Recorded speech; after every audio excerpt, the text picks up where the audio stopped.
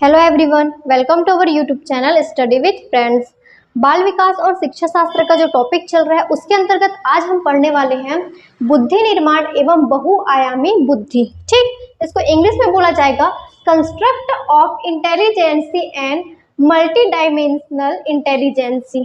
ठीक है, तो देखिए ये जो बुद्धि होता है आप सभी को पता है कॉमन लैंग्वेज में बुद्धि या इंटेलिजेंसी किसे कहते हैं, पर कॉमन लैंग्वेज से हमको यहाँ पे कोई मतलब नहीं है। हमारा यहाँ पे मतलब है मनोवैज्ञानिकों ने अपना क्या क्या पक्ष रखा है बुद्धि से रिलेटेड, या उन्होंने उससे रिलेटेड क्या क्या डेफिनेशन या परिभाषाएं दी हुई है। ठीक, तो देखिए ये जो इंटेलिजेंसी है इसमें हम देखते हैं कि मनोवैज्ञानिकों के अनुसार इंटेलिजेंसी को उन्होंने किस प्रकार से परिभाषित किया है। सबसे पहला हम देखते हैं L.M. टर्मन के अनुसार। ठीक, L.M. टर्मन ने जो बुद्धि है इंटेलिजेंसी है उसे किस प्रकार परिभाषित किया है। इनका मानना है कि बुद्धि जो है वो बुद्धि अमूर्त विचारों के संदर्भ में सोचने की योग्यता है। आपको बहुत सारे इसमें मनोवैज्ञानिकों का नाम याद रखना है, तो आप सिर्फ की पॉइंट याद रखिएगा, पूरा थ्योरिकल मत याद रखिएगा। देखिए इसमें क्या है, बुद्धि अमूर्त विचारों के संदर्भ में सोचने की योग्यता है, तो यहाँ पे आप अमूर्त विचार को अंडरलाइन कर लीजिए। देखिए हो सकता है कि जो अमूर्त वाली जो ये जो शब्द है ये आगे और देखने को मिले, तो उसमें आप अपना की पॉइंट को देखते हैं, उसके हिसाब से नया की पॉइंट बनाया जाएगा। ठीक, तो L.M. टर्मन जो है इनके अनुसार क्या होता है, बुद्धि अमूर्त विचारों के संदर्भ में सोचने की योग्यता है। अमूर्त विचार के बारे में आगे बताऊंगी, और ऑलरेडी मैं आप लोगों को अमूर्त और मूर्त के बारे में बता चुकी हूँ। अगर आप लोग इस वीडियो में कंटिन्यू बने हुए हैं, ये जो क्लासेस चल रही है बाल विकास और शिक्षण शास्त्र का, इसमें कंटिन्यू अगर आप बने हुए हैं तो आपको ऑलरेडी पता होगा कि मूर्त और अमूर्त में क्या अंतर है। ठीक, तो L.M. टर्मन के अनुसार बुद्धि अमूर्त विचारों के संदर्भ में सोचने की योग्यता है। तो आपको क्या याद रखना है, L.M. टर्मन और अमूर्त विचार, ये जो की पॉइंट है इसको आप लोग याद रखेंगे। इसके बाद नेक्स्ट मनोवैज्ञानिक है स्टर्न। इनके अनुसार क्या होता है, जीवन की नई समस्याओं एवं स्थितियों के अनुसार अपने आप को ढालने की सामान्य मानसिक योग्यता ही बुद्धि कहलाती है। ठीक, तो इसमें आप क्या रखेंगे, अपने आप को ढालने की सामान्य मानसिक योग्यता। ठीक है, बाकी चीजें मत याद रखिए। स्टर्न के अनुसार क्या होता है, जीवन की नई समस्याओं एवं स्थितियों के अनुसार, जीवन की नई समस्याओं में स्थिति का मतलब क्या है, आने वाले जो भी आपका सिचुएशन है, अगर कुछ प्रॉब्लम वाला सिचुएशन है तो भी ठीक है, अगर अच्छा हैप्पीनेस वाला सिचुएशन है तो भी ठीक है, पर इसमें क्या है, समस्याओं जो देखिए लाइफ में स्ट्रगल बना हुआ रहेगा ही आपका, आप कितने भी आगे बढ़ते जाइए पर स्ट्रगल सामने आते ही जाएंगे। विदाउट स्ट्रगल आपका सक्सेस नहीं हो सकता या लाइफ नहीं चल सकती। तो जो नए स्ट्रगल्स आएंगे, जो नए समस्याएं आएंगे और जो उस टाइप का जो सिचुएशन आएगा उसके अनुसार अपने आप को ढालने की जो सामान्य मानसिक योग्यता होती है इसे ही बुद्धि कहा जाता है। ये किनके अनुसार है, स्टर्न के अनुसार है। तो आप लोग सिर्फ यहाँ से यहाँ तक याद रखिएगा, अपने आप को ढालने की सामान्य मानसिक योग्यता, स से सामान्य देखिए, और ये जो है आपका स से ये स्टर्न। ठीक, इसके बाद नेक्स्ट है पिंटर। पिंटर के अनुसार क्या होता है, बुद्धि की परिभाषा या इंटेलिजेंसी की, जीवन की अपेक्षाकृत नवीन परिस्थितियों से अपना सामंजस्य करने की व्यक्ति की योग्यता ही बुद्धि कहलाती है। ठीक, तो यहाँ पे आपको क्या याद रखना है, नवीन परिस्थितियां। ठीक है, नवीन परिस्थितियों से जो सामंजस्य करने की जो व्यक्ति की योग्यता होती है इसे ही क्या कहा जाता है, बुद्धि कहा जाता है। ये किनका कहना है, पिंटर जी का कहना है। ठीक, इसके बाद नेक्स्ट देखते हैं रायबर्न के अनुसार। रायबर्न के अनुसार क्या होता है, बुद्धि वह शक्ति है जो हमको समस्याओं का, ये रिपीट हो गया है, इसको आप लोग देख लीजिएगा, समस्याओं का समाधान करने और उद्देश्यों को प्राप्त करने की क्षमता देती है। ठीक है, ये चीज मैं यहाँ पे मिटा देती हूँ जो रिपीट हो गया है।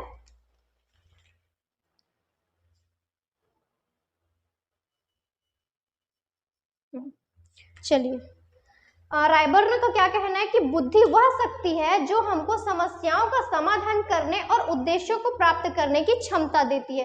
तो आपको यहाँ पे क्या याद रखना है, समस्याओं का समाधान, ठीक है, और उद्देश्य प्राप्त करना। ये किनका कहना है, रायबर्न जी का कहना है कि समस्याओं का समाधान और उद्देश्यों का क्या करना, उद्देश्यों को प्राप्त करना ही क्या कहलाता है, बुद्धि कहलाता है। ठीक है, इसके बाद नेक्स्ट देखिएगा वुडवर्थ के अनुसार, ये ऑलरेडी क्वेश्चन में आया हुआ है ना, आप लोग अगर एमसीक्यू किए होंगे तो उसमें आप लोगों को पता चल जाएगा। वुडवर्थ के अनुसार क्या होता है, कार्य करने की एक विधि ही क्या कहलाती है, बुद्धि कहलाती है। तो इसमें आप लोग कौन सा की पॉइंट रखेंगे, विधि को। ठीक है, देखिए व से वुडवर्थ भी आ रहा है और व से विधि भी आ रहा है, तो कार्य करने की एक विधि ये बुद्धि है, ये किनका मानना है, वुडवर्थ जी का मानना है। ठीक है, व से विधि, व से वुडवर्थ।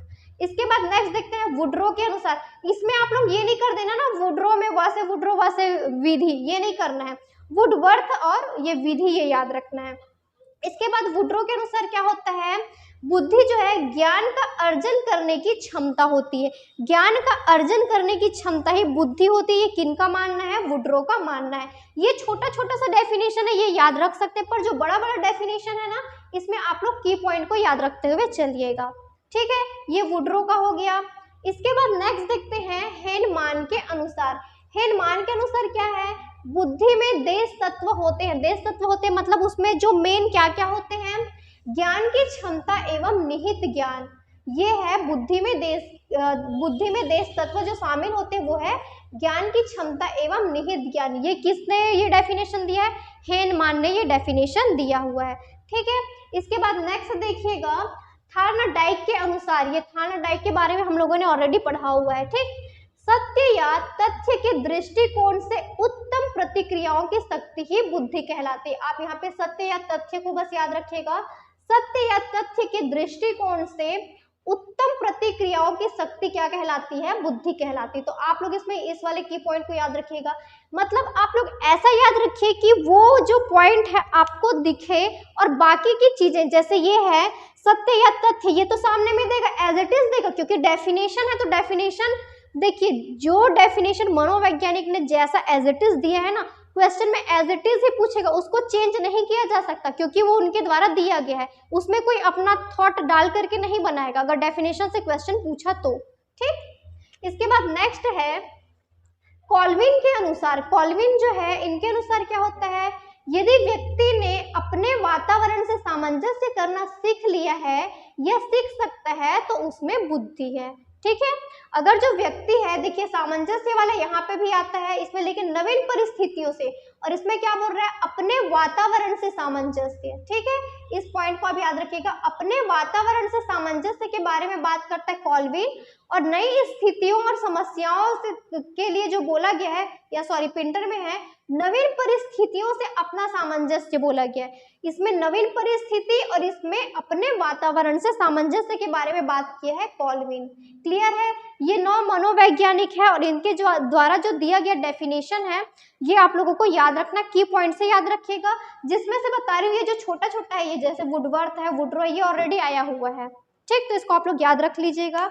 इसके बाद नेक्स्ट हम लोग देखते हैं बुद्धि के प्रकार या टाइप ऑफ इंटेलिजेंसी। ठीक, तो ये जो थॉर्नडाइक है, इनका पूरा नाम है L.N. थॉर्नडाइक, इन्होंने जो बुद्धि का जो प्रकार है इसको 3 प्रकार से बताया गया है।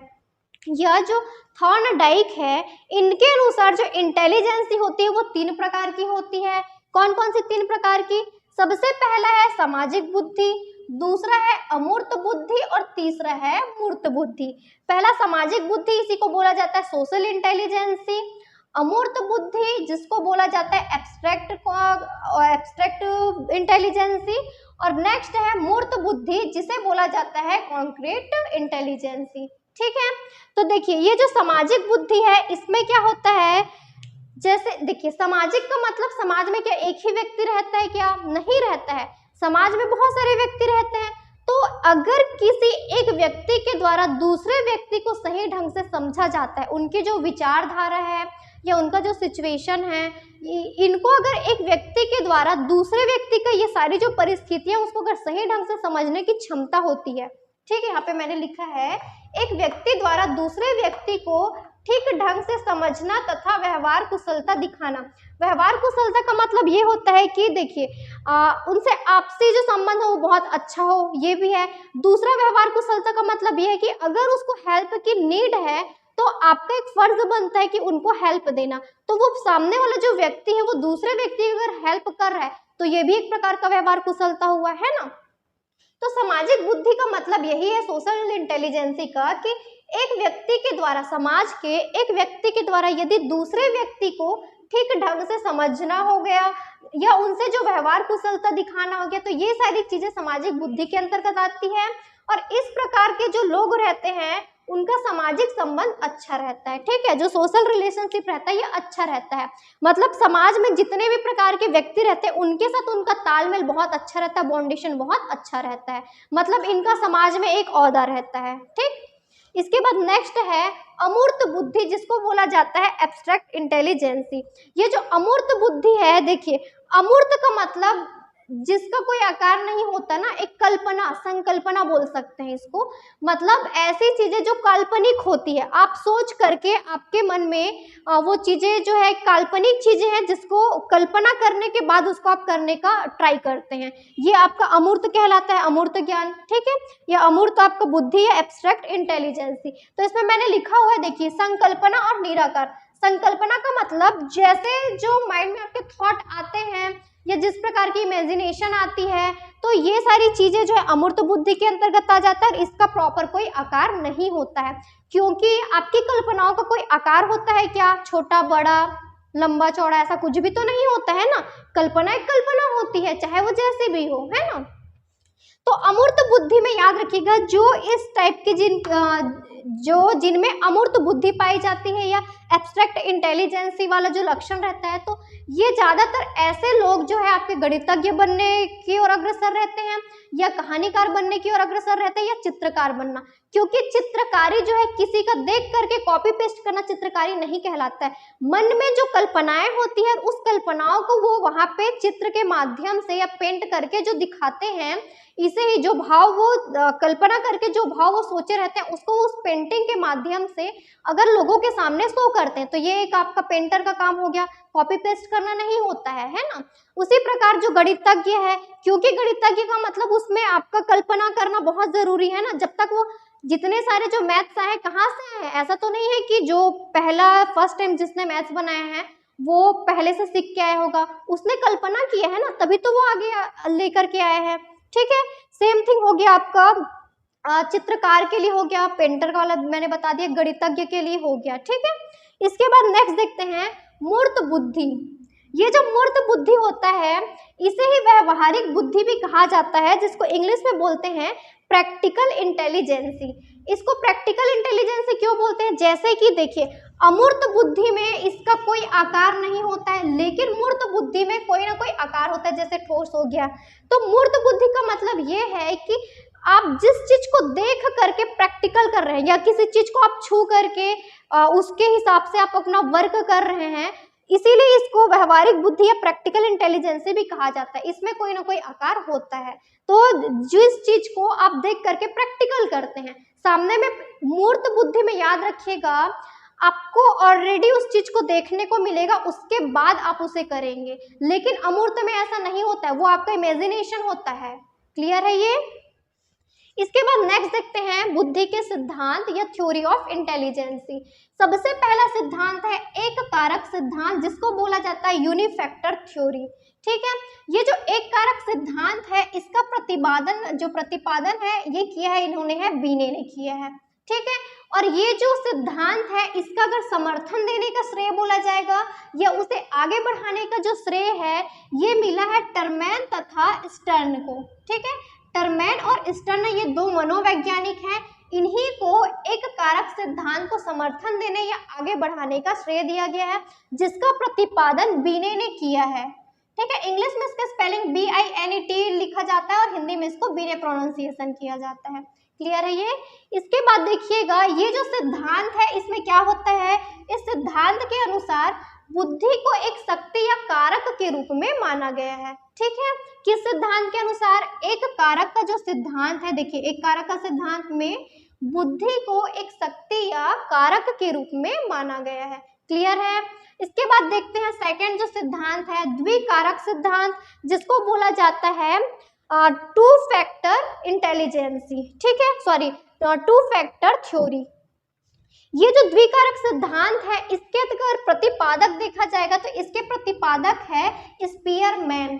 ठीक है। इस सिद्धांत के प्रतिपादक है स्पीयरमैन, और इस सिद्धांत में बुद्धि में दो प्रकार की मानसिकता है उनकी आवश्यकता होती है, ये बताया गया है। इस सिद्धांत में बुद्धि में दो प्रकार की मानसिकताओं की आवश्यकता होती है, ठीक है। कौन कौन सी दो प्रकार की मानसिकताओं की आवश्यकता? सबसे पहला है सामान्य मानसिक योग्यता और दूसरा है विशिष्ट मानसिक योग्यता। सामान्य मानसिक योग्यता जिसको बोला जाता है आपका जनरल मेंटल एबिलिटी, इसको शो किया जाता है जी से, क्योंकि जनरल आपका जी से लिखा जाता है, तो सामान्य मानसिक योग्यता इसी को बोला जाता है आपका जी, ठीक है। नेक्स्ट है विशिष्ट मानसिक योग्यता जिसको बोला जाता है स्पेसिफिक मेंटल एबिलिटी, और इसको शो किया जाता है एस से, कैपिटल एस से, ठीक है। इसके बाद नेक्स्ट है, देखिए इसके अंतर्गत और ज्यादा डीप में जाने की जरूरत नहीं है, जितना पढ़ रहे सफिशिएंट है। नेक्स्ट देखते हैं समूह कारक सिद्धांत। ये जो समूह कारक सिद्धांत है इसी को बोला जाता है ग्रुप फैक्टर थ्योरी।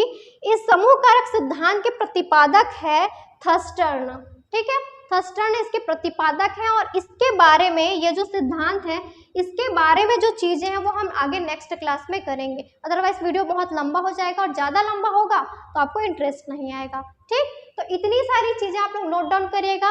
और अगर पिक क्लियर नहीं, मैं बार बार बोल रही हूँ, अगर पिक क्लियर नहीं दिख रहा है तो आप हमारे टेलीग्राम जो चैनल है उसमें जा करके पिक को डाउनलोड कर सकते हैं, वो जो पिक है उसमें आपको सेंड कर दिया जाएगा, क्लियर है। और अगर ऐसे स्टूडेंट जो हमारे टेलीग्राम चैनल से नहीं जुड़े हैं जाकर के जुड़ जाइएगा, क्योंकि उसमें हम लोग जो इन्फॉर्मेशन है उसमें भी डाला जाता है, या जो बोर्ड में आपको क्लियर नहीं आ रहा है इसका पिक उसमें डाल दिया जाता है, तो आप उसमें से डाउनलोड कर सकते हैं, क्लियर है ये, ठीक है। चलिए, अगर आपको हमारा वीडियो अच्छा लगता है तो हमारे वीडियो को लाइक कीजिएगा, अपने फ्रेंड्स में शेयर कीजिएगा, और हमारे चैनल को सब्सक्राइब कीजिएगा। Thank you.